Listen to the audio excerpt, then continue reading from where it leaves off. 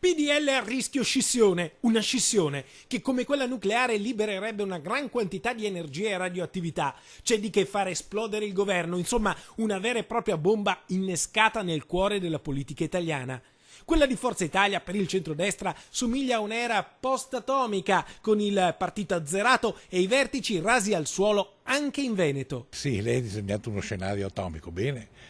No, bene, stiamo attenti tutti, c'è un soggetto che vuole partecipare con un po' più polso alla vita del paese. Ecco, e i governativi si adatteranno a quella linea.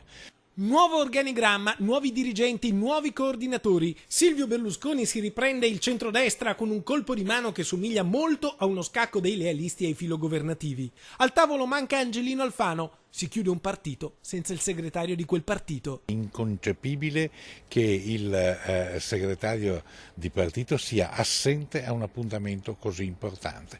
Lo perdoniamo ma lo perdoniamo per una volta sola. Anche il senatore Maurizio Sacconi ha disertato l'ufficio di presidenza in cui sono state segnate le sorti del PDL.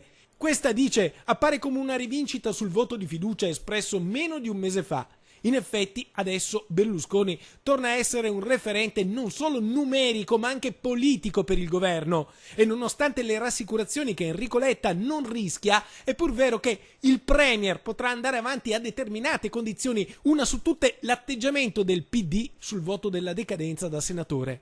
Altrimenti Berlusconi è pronto ad aprire la crisi e si è già segnato la data del voto, il 16 marzo. Vedremo che cosa accadrà nelle prossime ore, credo che comunque l'intento non sia quello di far cadere il governo, ma sia quello eventualmente di sottolineare alcuni aspetti, mi auguro che avvenga con l'unità del partito. Cancellare l'IMU, non mettere nuove tasse sulla casa. Ecco, questi sono alcuni degli impegni che si è preso. Se il governo rispetta gli impegni può andare avanti fino al 2018. Il match riprenderà l'8 dicembre con il Consiglio nazionale a cui verrà chiesto di ratificare la rinascita di Forza Italia. Ma la partita è ancora da giocare, sì, perché la destituzione di Alfano è figlia dell'azzeramento di tutti gli incarichi, dei lealisti come dei filogovernativi che non si considerano assolutamente sconfitti. Insomma, tutto può ancora accadere, anche una scissione. Speriamo di no. Lavoriamo tutti perché questo non accada, però ovviamente in questa fase non è da escludere. Lei dice che è ancora tutto da giocare, no, la partita si è già chiusa.